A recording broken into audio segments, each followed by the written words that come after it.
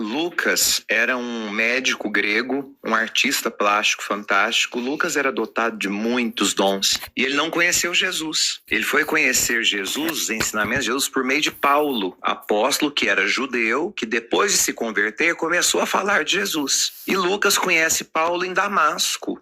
E ele ali se interessa pela história de Jesus. E depois de muito tempo convivendo com Paulo e ouvindo sobre Jesus, ele se converte. Ele fala, não, eu quero seguir esse Jesus. E ele quer ir nas fontes. Ele fala, não. Tanto que ele começa o evangelho dele dizendo, muitos já empreenderam essa coisa de escrever sobre Jesus. Então eu sou um a mais. Só que eu decidi fazer isso buscando a origem, porque ele é um médico, então ele é cientista. O que ele faz? Ele vai para a casa de Maria, que morava com o apóstolo João.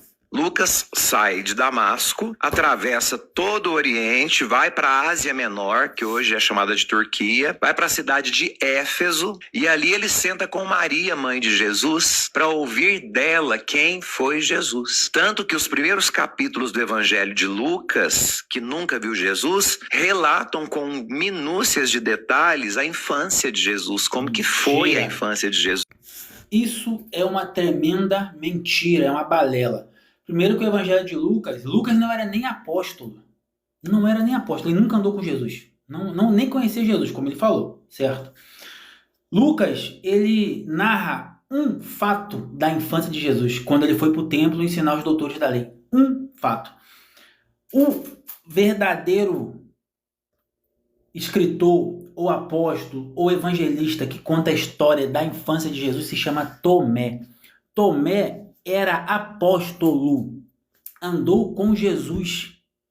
Tomé andou 3 anos e meio com Jesus, andou junto com Maria, e ali Maria contou os fatos desde a infância, desde Jesus criança até Jesus velho, 29 anos e meio,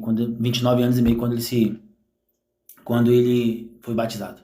Então o apóstolo Tomé conta a história verdadeira de Jesus, da infância de Jesus. Ele foi o apóstolo responsável por contar a infância de Jesus. A pergunta que não quer calar é, por que o evangelho de Lucas, por que os escritos de Lucas, que nunca conheceu Jesus, está no cânon, e o evangelho de Tomé, que era apóstolo de Jesus, não está no cânon? Essa é a pergunta.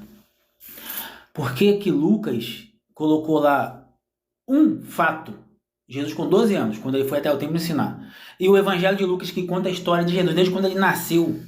Será que eles querem, a igreja católica, que esconder alguma coisa que Jesus fez na infância, que não cai bem